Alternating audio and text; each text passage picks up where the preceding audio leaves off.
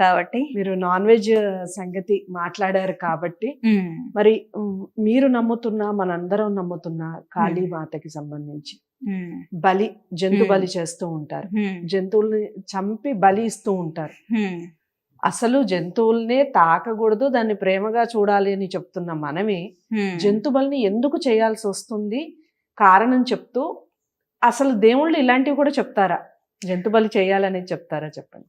మామూలుగా సృష్టిని సృష్టించిన అమ్మవారు తను సృష్టించిన సృష్టిలో ఏదో ఒక అణువు అంత, ఒక గొర్రె, ఒక మేక, ఒక దున్నపోత అనేది చాలా చిన్న పార్ట్. దాన్ని ఎలా కోరుతుంది? కాస్మిక్ పవర్ అమ్మవారు అనేది ఎప్పుడు బలి కోరదు. మనం ఏదైనా రిచువల్స్ చేసామంటే అది మన స్వార్థం కోసం చేసుకుంటున్నాం అంతే. బలి సాంప్రదాయం అనేది ఏంటంటే కాళీకి ఎందుకు బలి ఇస్తారంటే తాంత్రిక విధానాలలో కొన్ని ఉన్నాయి.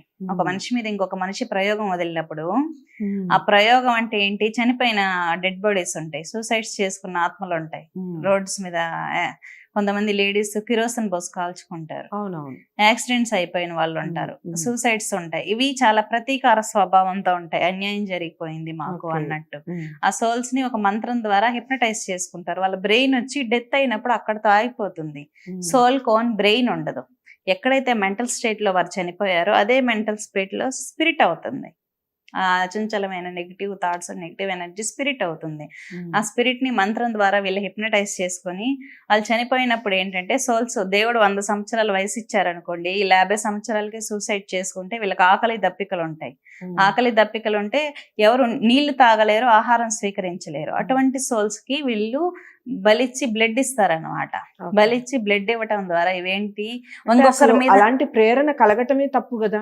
నిజంగా భగవంతుడు ఎటువంటి బలిని కోరుకోని దేవతలు, ఎటువంటి బలిని కోరుకోని భగవంతుడు ఉన్నప్పుడు ఆత్మహత్యలు చేసుకోవాలన్న ప్రేరణ కలగటమే తప్పు కదా. అక్కడ గైడెన్స్ లేదు కదా. మనిషికి సరైన గైడెన్స్ అనేది ఉన్నప్పుడు, ఒక పాజిటివ్ ఎనర్జీ ఉన్నప్పుడు నెగిటివ్ థాట్స్ కి వెళ్ళరు కదా. ఈ విధంగా హిప్నటైజ్ చేసుకున్న ఆత్మలని ఇంకొకరి మీద ప్రయోగిస్తారన్నమాట. ప్రయోగించకుండా ఆపేది ఎవరు? గ్రామ దేవత. ఒక గ్రామం మీద ఏదైనా ప్రయోగాన్ని వదలాలనుకున్నప్పుడు గ్రామ దేవత అడ్డుపడుతుంది.